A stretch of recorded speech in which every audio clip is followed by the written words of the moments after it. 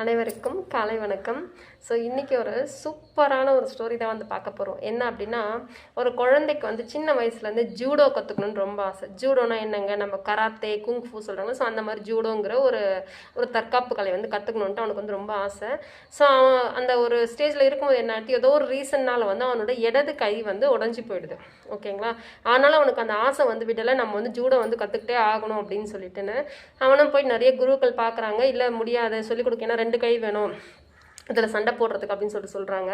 ஆனால் அவன் வந்து விடாமுயற்சியாக எப்படியோ வந்து ஒரு பயிற்சியாளரை கண்டுபிடிச்சி அந்த பயிற்சியாளரை ஓகே கண்டிப்பாக வந்து நான் உனக்கு பயிற்சி கொடுக்குறேன் அப்படின்னு சொல்லிட்டு அவர் பயிற்சியும் கொடுத்துட்டு வராரு.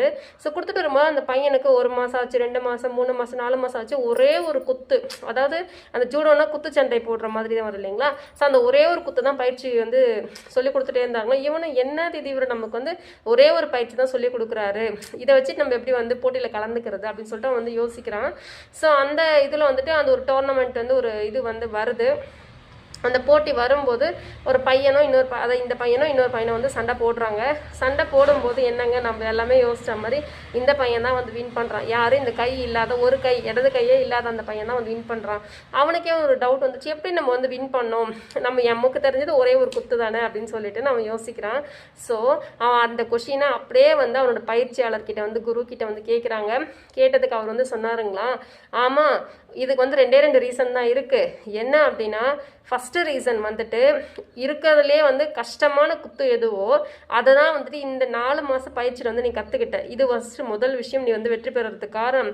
இன்னொரு விஷயம் என்ன அப்படின்னா, நீ வந்து இப்போ அடிக்கிற அப்படின்னா உன்னை திரும்பி அவங்க அடிக்கும் போது லெஃப்ட் ஹேண்டில் தான் வந்து அடிக்கணும். உனக்கு வந்து 2வது அந்த கையே வந்து இல்லைன்னும் போது இப்போ அவங்களால வந்து வின் பண்ண முடியாது, நீ வின் பண்ணிட்ட அப்படின்னு சொல்கிறாருங்களாம். ஸோ என்னென்னா, நம்மளுடைய பலவீனமே பலம் அப்படிங்கிறது தான் வந்துட்டு இந்த இடத்துல வந்து சொல்ல வராங்க. ஸோ ஒரு கை தான் இருக்குன்னு சொல்லிட்டு துவண்ட போகாமல் அவனும் வந்து அதில் வந்து துவண்டே போகாமல் முயற்சி செய்து வின் பண்ணிட்டான். அந்த ஆசிரியரும் பாருங்கள், அந்த ஒரு கை போதும் நீ வந்து வெற்றி பெறணும்னு சொல்லி அவனை ஊக்கப்படுத்திருக்காங்க.